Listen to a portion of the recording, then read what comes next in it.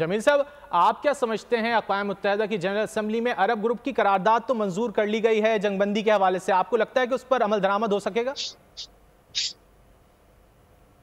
नहीं, वो तो कानून ही नहीं है ना इंटरनेशनल कि उस पर अमल दरामद कराया जा सके। हाँ, अखलाकी तौर पर अगर इसराइल अमल दरामद कर ले, जो कि नामुमकिन बात है, तो फिर तो ठीक है। लेकिन जो यूएन चार्टर है, अक़वाम मुत्तहिदा का चार्टर है, उसके मुताबिक जितनी भी रेजोल्यूशन हैं जनरल असम्बली की, वो सारी की सारी नॉन बाइंडिंग है। इसका मतलब ये हुआ है कि मर्जी है तो उसको अमल करे, वो मुतल्लिका अमल मर्जी है तो न अमल करे, फाड़ के फेंक दे उसको, रेजोल्यूशन को।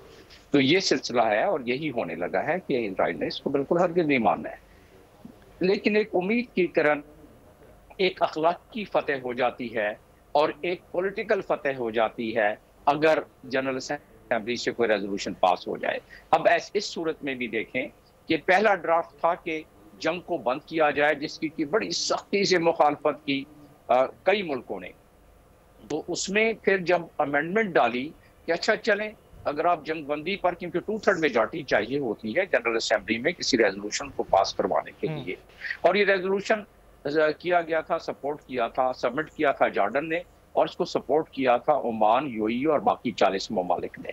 तो उसके बाद 2/3 मेजॉरिटी लेना बहुत जरूरी था। क्योंकि नहीं मिल रही थी 2/3 मेजॉरिटी, तो जॉर्डन ने और जिन्होंने ये रेजोल्यूशन पेश किया था, उन्होंने उसमें अमेंडमेंट डाली कि अच्छा भाई, खुदा के बंदो, अगर आप सीज फायर नहीं करने के लिए राजी हो अखलाकी तौर पर, सियासी तौर पर, तो आप कम से कम इसको ट्रूस कर दो, यानी कि ह्यूमैनिटेरियन ट्रूस का मतलब यह है कि जो लोगों के, इंसान की जरूरियात है, उसके लिए आप उसको जंग को थोड़ी देर के लिए पास डाल दो, कोई ट्रूस कर दो।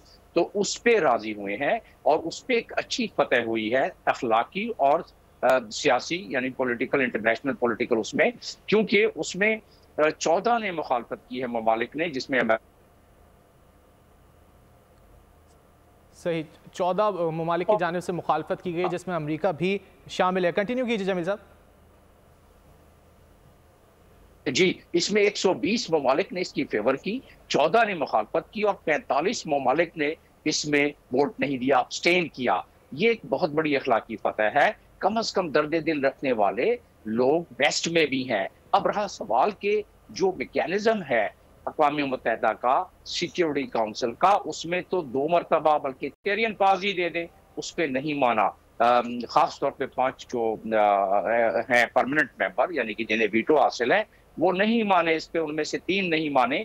लेकिन एक खुश आइन बात है कि फ्रांस ने आज वोट फेवर में दिया है, जो कि एक परमानेंट मेंबर है, और वो अगर अगली दफा वोट डाला गया तो यकीनन वो वीटो हो जाएगा।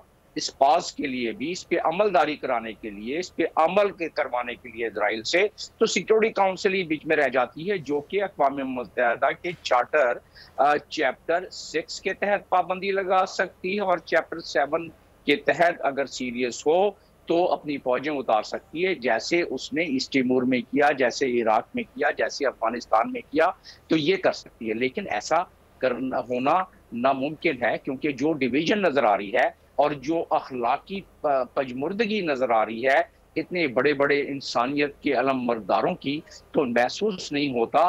बहरहाल इसका एक फायदा है, क्योंकि ओआईसी के बिहाफ पर और अरब प्लेटफॉर्म के बिहाफ पर जॉर्डन ने ये रेजोल्यूशन पेश की थी, तो शायद इनका ख्याल आ जाए, ये जो 57 ममालिक ओआईसी के हैं, कि वो अपना इजलास जल्दी से बुला लें ओआईसी के आर्टिकल 9 के तहत। क्योंकि मैं पहले भी बयान कर चुका हूं कि ओआईसी के चार्टर के पहले आर्टिकल में दिया हुआ है, जिसका कि 8वां सब आर्टिकल है, कि फलस्तीन को सपोर्ट किया जाएगा, बैतुल मुक़द्दस में जो है वो फलस्तीनियों का कैपिटल होगा।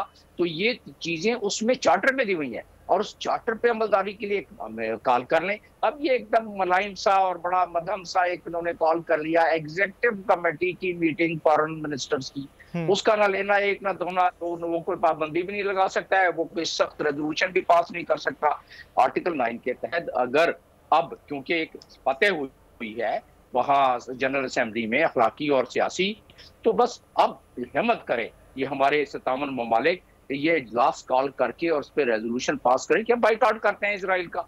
मसनूआत का बाइकआउट करते हैं, उन ममालिक का जो उसको जंगबंदी नहीं करवा रहे हैं और जो इंसानी जानों को चाहते हैं कि सारे के सारे ये नस्ल कुशी हो जाए फलस्तीनियों की, इंसानी जान है ना।